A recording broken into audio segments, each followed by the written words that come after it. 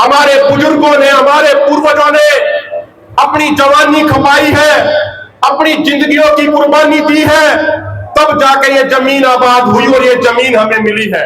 कि हम अपनी जान तो दे देंगे लेकिन अपनी जमीन किसी भी कीमत पे नहीं देंगे।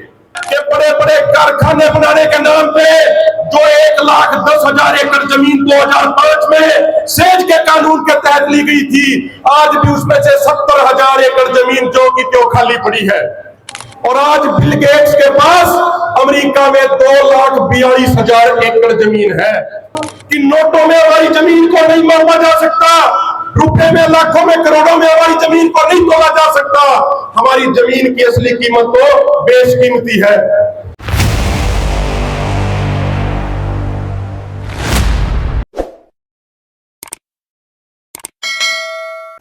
जो ये कंपनियां सरकारों के साथ मिलकर हमारी जमीनों पे कब्जा करना चाहती है, इन कंपनियों को, इन सरकारों को एक बात समझनी चाहिए कि ये जमीन हमें यूं ही नहीं मिली। हमारे बुजुर्गों ने, हमारे पूर्वजों ने अपनी जवानी खपाई है, अपनी जिंदगियों की कुर्बानी दी है, तब जाके ये जमीन आबाद हुई और ये जमीन हमें मिली है। बाबा बंदा सिंह बहादुर जी ने हमें इन जमीनों का मालिक बनाया है। तो इन सरकारों को और इन कंपनियों को यह समझ लेना चाहिए कि हम अपनी जान तो दे देंगे लेकिन अपनी जमीन किसी भी कीमत पे नहीं देंगे। मेरे बुजुर्गों, नौजवान साथियों, बहुत लंबे समय से एक षड्यंत्र रचा जा रहा है और उस षड्यंत्र के तहत हमारी जमीन छीनने की साजिशें रची जा रही हैं। 3 स्टेप में पूरा षड्यंत्र रचा जा रहा है। पहले स्टेप में यह सरकारें जानबूझ के हमें हमारी फसलों की उचित कीमत नहीं देती, हमें एमएसपी नहीं देती। जब हमें अपनी फसलों की उचित कीमत नहीं मिलती तब जाके किसान कर्जदार होता है, और जब किसान कर्जदार होता है तब वो अपनी जमीन बेचने पे मजबूर होता है। तो यह पूरा षड्यंत्र समझने की जरूरत है और इसी षड्यंत्र को तोड़ने के लिए, इसी षड्यंत्र को विफल करने के लिए, अपने देश के किसानों को एमएसपी का गारंटी कानून दिलाने के लिए 401 दिनों तक आंदोलन चलाया गया, 401 दिनों तक संघर्ष किया गया। आदरणीय सरदार जगजीत सिंह डल्लेवाल जी ने 132 दिनों तक ऐतिहासिक आमरण अनशन किया। साथियों, हमें समझना चाहिए, ये सरकारें अक्सर कहती हैं, मैं सुनता रहता हूं, कई बार ये मंत्री कहते हैं कि हमें प्रदेश का, देश का विकास कराना है और विकास कराने के लिए हमें जमीन चाहिए ताकि उन जमीनों के ऊपर फैक्ट्री लगा सके। मैं एक सरकारी डाटा आपके सामने पेश करता हूं साथियों। 2005 में इस देश के अंदर SEZ का एक्ट लाया गया, स्पेशल इकोनॉमिक जोन का कानून लाया गया। उस समय सेज के कानून के तहत पूरे देश में किसानों की 1,10,000 एकड़ जमीन एक्वायर करी गई। उस समय यह कहा गया कि इन सेज के अंदर बड़ी बड़ी फैक्ट्रियां लगाई जाएंगी, बड़ी बड़ी कंपनियां लगाई जाएंगी और बहुत सस्ते दामों पे माल बनाया जाएगा और उस माल को पूरी दुनिया के कोने कोने तक पहुंचाया जाएगा। ये बात 2005 में कह के हमसे हमारी जमीन ली गई। लेकिन 20 साल बाद CAG की एक रिपोर्ट आई है और वो रिपोर्ट ये कह रही है कि बड़े बड़े कारखाने बनाने के नाम पे जो 1,10,000 एकड़ जमीन 2005 में सेज के कानून के तहत ली गई थी, आज भी उसमें से 70,000 एकड़ जमीन जो की त्यों खाली पड़ी है। उस 70,000 एकड़ जमीन का CLU करा दिया गया, चेंज ऑफ लैंड यूज करा दिया गया, और जो जमीन कारखाने बनाने के नाम पे ली गई थी वो रियल एस्टेट के बिल्डरों के नाम कर दी गई। 2005 में उन लोगों ने जो जमीन 5-5 लाख रुपए प्रति एकड़ के हिसाब से खरीदी थी, 2005 में उन्होंने 4 दीवारी करके वो जमीन छोड़ दी। उन्होंने कहा था कारखाने लगाएंगे, फैक्ट्रियां लगाएंगे, लेकिन 20 साल में ना तो कोई कारखाना लगा, ना कोई फैक्ट्री लगी। लेकिन बैठे बैठे उस जमीन की कीमत 5 लाख से बढ़ के 5 करोड़ रुपए हो गई। तो ये पूरा इनका षड्यंत्र है। हमारी जमीन उन्हें बड़े दामों पे लेते हैं, उसकी 4 दीवारी करके छोड़ देते हैं और 10 साल 15 साल बाद जब उस जमीन की कीमत 100 गुना हो जाती है तब उस जमीन को बेच के ये मालामाल हो जाते हैं। ये इन कारखाना मालिकों का, इन फैक्ट्री मालिकों का, इन रियल एस्टेट बिल्डरों का षड्यंत्र है जो ये सरकार के साथ मिलकर रच रहे हैं। मैं आपको छोटे छोटे 3 उदाहरण दूंगा साथियों, आप उससे समझने का प्रयास करना कि ये जमीन कितनी कीमती है। कुछ नौजवान कहते हैं, जब उनसे पूछे कि ये जमीन कितनी कीमती है तो नौजवान कहते हैं कि 5 करोड़ की है, 10 करोड़ की है, 20 करोड़ की है। लेकिन मैं उन नौजवानों से कहना चाहता हूं कि ये बेशकीमती जमीन है। 1000 करोड़ भी इस जमीन की असली कीमत नहीं है, उससे भी कई गुना ज्यादा इस जमीन की असली कीमत है। दुनिया में 12वें नंबर के सबसे अमीर आदमी का नाम है बिल गेट्स। आपने सुना होगा कि शुरुआत में जो ये कंप्यूटर आते थे तो माइक्रोसॉफ्ट कंपनी के आते थे। जो कंप्यूटरों में विंडो डलती है वो माइक्रोसॉफ्ट कंपनी की है। तो उस माइक्रोसॉफ्ट कंपनी का जो मालिक है उसका नाम है बिल गेट्स। और आज भी वो पूरी दुनिया का 12वें नंबर का सबसे अमीर आदमी है। उसके पास जो टोटल संपत्ति है, उसका जो टोटल बैंक बैलेंस है वो है 10 लाख करोड़ का। 10 लाख करोड़ का उसका बैंक बैलेंस है। लेकिन जब 2008 में पूरी दुनिया में मंदी आई, जब पूरी दुनिया की फैक्ट्रियां बंद हो गई, सबका पैसा डूब गया, और जब 2020-21 में कोरोना आया, सभी फैक्ट्रियों को ताले लग गए, तो उन लोगों को समझ में आया कि इस पैसे से कुछ नहीं होना जाना। जो ये नोट अपनी जेबों में लेके हम घूम रहे हैं, इसमें कुछ नहीं है। इसके पीछे ना सोना है ना चांदी है, सिर्फ ये हवा में ये करेंसी छापी जा रही है। जब उनको ये बात समझ में आई तो उन्होंने जमीनें खरीदनी शुरू करी। और आज बिल गेट्स के पास अमेरिका में 2,42,000 एकड़ जमीन है। मेरे बुजुर्गों, नौजवान साथियों, अगर इस पैसे से सब कुछ होना होता तो उसके पास आज भी 10 लाख करोड़ रुपए की संपत्ति है। उसको जमीन खरीदने की कोई जरूरत नहीं थी। लेकिन जब उसे जमीनों की असली कीमत समझ में आई तो उसने 2,42,000 एकड़ जमीन खरीद ली।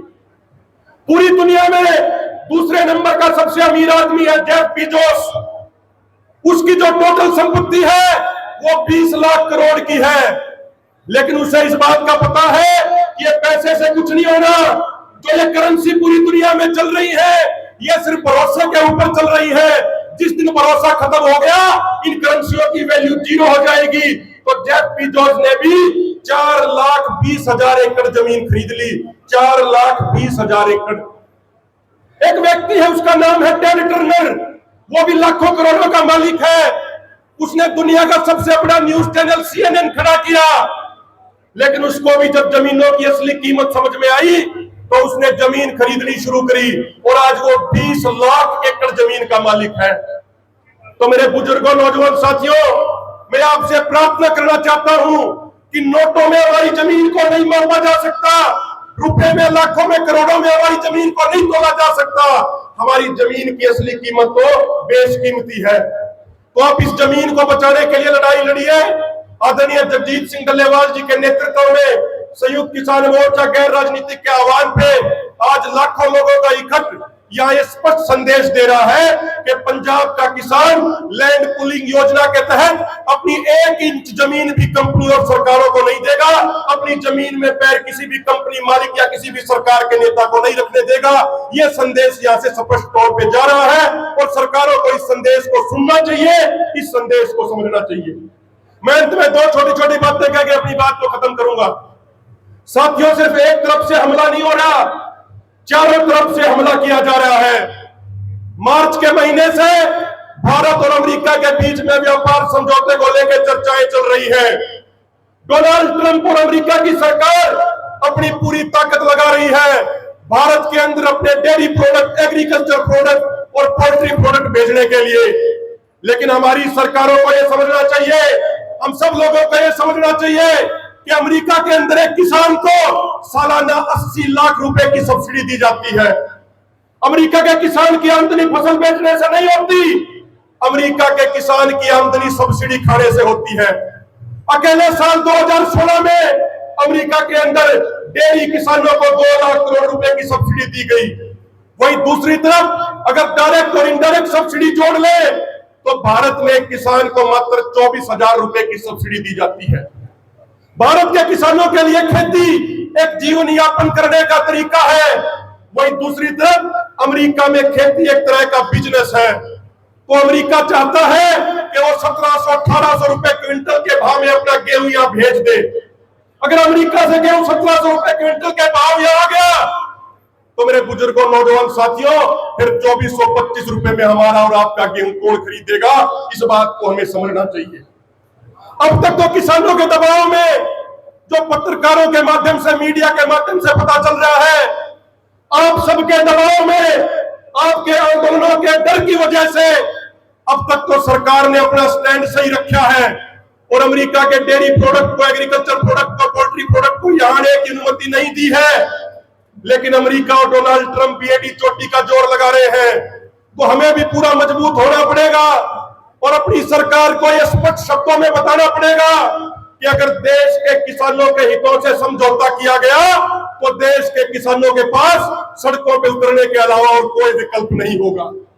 इसी मुद्दे पे एमएसपी गारंटी कानून बनवाने के लिए और पिछले आंदोलनों में किसानों पे दर्ज किए गए झूठे मुकदमे रद्द कराने के लिए आने वाली 25 अगस्त को दिल्ली में एक दिन की बड़ी महापंचायत किसानों की आयोजित की जा रही है। यह महापंचायत संयुक्त किसान मोर्चा गैर राजनीतिक के आह्वान पे और सरदार जगजीत सिंह डल्लेवाल जी के नेतृत्व में आयोजित करी जा रही है।